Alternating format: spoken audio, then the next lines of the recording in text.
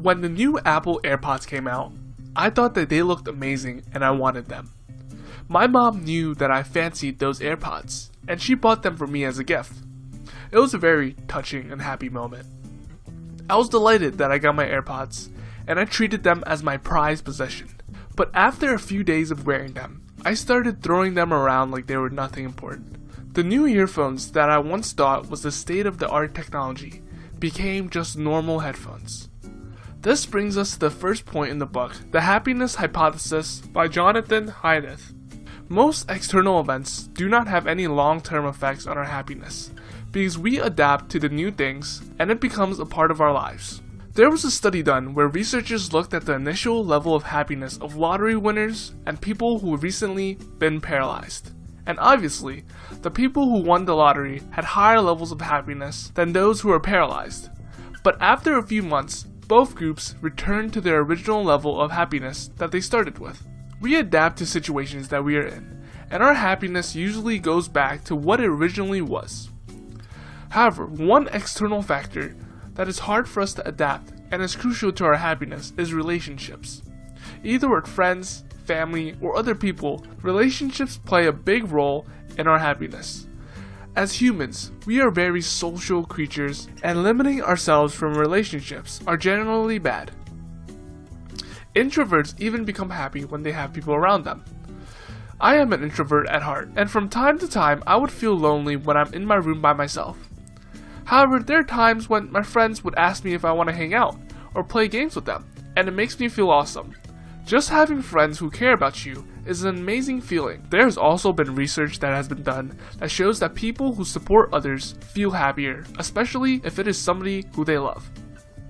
Another external factor that influences our happiness is the work that we do and our belief on how valuable the work is. I took a music class recently, and I thought it was the most time-wasting class I ever took. I was falling asleep every class and I wanted to skip. The class was a lot of work and tedious, and it made me very unhappy. Yet at the same time, I was taking anatomy, and the workload was at least 3 times more than the music class, but I enjoyed anatomy. I knew that learning anatomy will help me in my future career, while music wouldn't, and that contributed to my level of happiness. Doing something that you believe will contribute to your life and support a greater cause will make you feel happier. Also, when we do the things that match our strength, that boosts our level of happiness as well. One of my friends is extremely creative, and he enjoys drawing. Yet, he goes to college for math. He doesn't hate math, but at the same time, he would be rather drawing and doing things that he loves. Being creative is one of his strengths, and if you were to focus on that, that would create much more room for happiness. The next point in the book is vertical coherence, and this is the idea that what we think we should be doing, or our self-concept, and what we want to be doing, our actual personality, should be aligned for optimum levels of happiness. For example, if you know you should be studying for a test, but you want to go out and bowl with your sister, that can make you unhappy because the self-concept and your actual personality are differing. Now, instead, if your self-concept was that I should be spending more time with my family and loving them, then going bowling with your sister fits with your actual personality. And that creates alignment or vertical coherence, and that makes happiness. The bigger the difference between our self-concept and actual personality, the less happy we will be.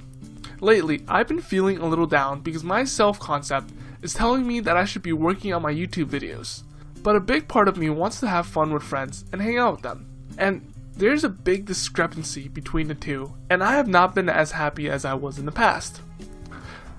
There's no good way to align these two things, other than to find out what your goals are and look to see if the goal is actually worth it, and then making both your self-concept and your actual personality to align with it.